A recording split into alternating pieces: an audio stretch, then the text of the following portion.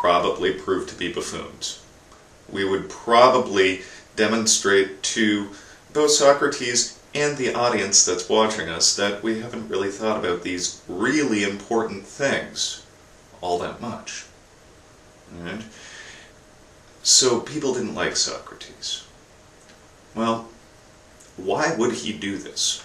Well, so the story goes. Socrates had a buddy who went to the oracle at Delphi. Right? The oracle at Delphi is this, well, it's a shrine, and in the shrine there is a Pythian, just basically a seer or an oracle, who the average citizen would just walk in and ask her a question. Right? Well, what she would do is take some drugs, grab a chicken, cut its head off, splay its entrails open, start speaking in tongues, go into a trance, start reading the entrails, go ah, and then answer your question. So on this particular day, Socrates' buddy went to the oracle and asked, who is the wisest man in Athens? So, chop, splay, tongues, read, and the answer was Socrates. Socrates is the wisest man in Athens.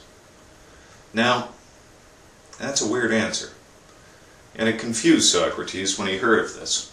So, what Socrates did was try to disprove the god. The god must be joking. The god must be incorrect. I'm not wise at all. I don't know a darn thing. Right? So what he did is he grabbed hold of the smartest person he could find on the street at that moment and started questioning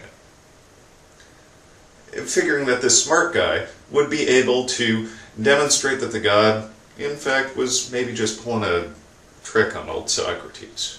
Right? But what he found is that, well, this person on the street believed himself to be smart, believed himself to be wise, thought he knew all sorts of things about all sorts of things.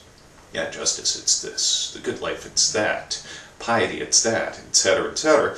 What he found was that, well, this person just had opinions or beliefs.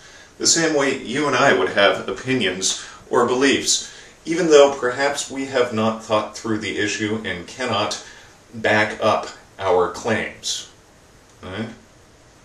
Is cloning right or wrong? Well, we might have an opinion on that. But if asked why, we might not be able to back it up rationally. Right? Another example, and this is a famous one from the history of Western philosophy. You know what time is? Okay, explain it. Darn, you know exactly what time is. Right up until the moment you need to explain it to somebody. So by Socrates' standard, we would not know what time is, we would just have beliefs, right? Unsupported by reasons. We can say this is the case, but when we are asked why, we can't explain why. So, Socrates decided that he would proceed systematically. He was very shocked to find out that this extremely wise-seeming person, this person who seemed wise to both himself and everybody else, really wasn't. He didn't really know what he was talking about. Right? So he decided to talk to somebody else even wiser, and found much the same thing. So proceeding systematically, what Socrates did was to go through every class or caste in the city-state of Athens. Right? He didn't limit his investigation to this. Anybody who he could stop on the street and talk to was subject to this investigation. But for his purposes, he broke it down. Right? First, he went to the public men, right? The religious and political and moral leaders of the state. Started asking them questions, and while they believed themselves to be wise, they couldn't rationally justify what they were claiming. So they had bare beliefs or opinions without rational justification. You can't call it knowledge if you can't say both that it's true and why it's true. Okay, so next, what Socrates did is he went to the orators, the poets, the public, the people who string together words in beautiful ways. Right?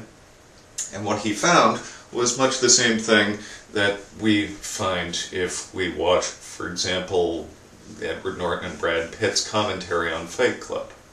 Right? They had provided a beautiful object, right? A literary work, right? One in which they espoused ideas, they put together arguments, they've created something absolutely beautiful. But when asked to explain it, they can't really explain it, and almost anyone in the crowd that's listening to them could explain it better than them. Right? So, right, while these people thought they were wise and seemed wise to everybody else, it's as though these people were inspired by divine muses. It's as though the words did not come from them. Right? Much the same way the script did not come from Brad Pitt for Fight Club. So, right, that's what he found when he went to the poets. Now, thinking that this is crazy, and somebody must know something that he doesn't know. He's not found anything like that yet.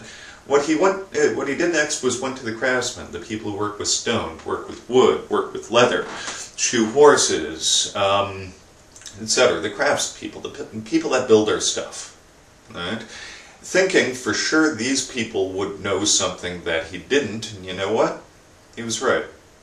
They knew lots of things about shoeing horses, about raising horses, about working with leather, about cutting stone, etc., etc., etc. But these people, well, they did know these things that Socrates didn't know, also thought they knew better than the rulers of the state how to run the state. They also thought they knew better than the moral leaders of their society the nature of morality. They thought they knew all of these other things in addition to what they knew because of their crafts. And they couldn't back it up with reasons. Right? So on the one side, they know lots of things that Socrates doesn't know. On the other side, what we find is that they also think they're themselves wise when they in fact aren't. So you've got a positive claim to knowledge, and you've got ignorance of your own ignorance. Right? So Socrates concludes that, well, with a plus and a minus, that factors out to 0, but because they are self-deceived and think they know something, they're worse off than he does because he knows that he knows nothing. So Socrates is the wisest man in Athens. Why? Because he knows that he's not wise at all. Right? He knows that he knows nothing. While he has many opinions and beliefs, he cannot make a claim to knowledge with these things.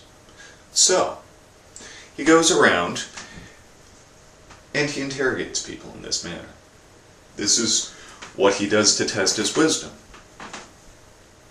Now, this might seem crazy to you. It seems crazy to me sometimes because, well, it's not a real great way to get people to like you. It seems rather stupid to go around and question people in this manner.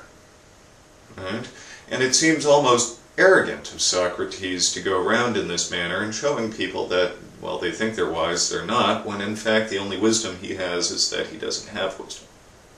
Right? Why would he do this? Well, think of it this way. If you thought you were the wisest person in Michigan, or in Ontario, or in Canada, or the United States, or Europe, or China, or India, or something along those lines, how would you test that theory? Scientifically. What Socrates did was spend his entire life testing his wisdom. Right? So what he's doing is he's making an epistemological point here, having to do with theory of knowledge. If you are able to make a knowledge claim, it ought to be able to stand up to rational scrutiny. Most people think knowledge is a fairly easy thing to come across. Socrates thought that it's similar to making a clay pot. Right? Knowledge takes time and a whole lot of effort to develop and to craft into something that's relatively stable and secure. Right? So, Socrates' epistemology. Right? Now, what does this have to do with Heraclitus and Parmenides? Well, Heraclitus and Parmenides resulted in this contradiction, this conflict.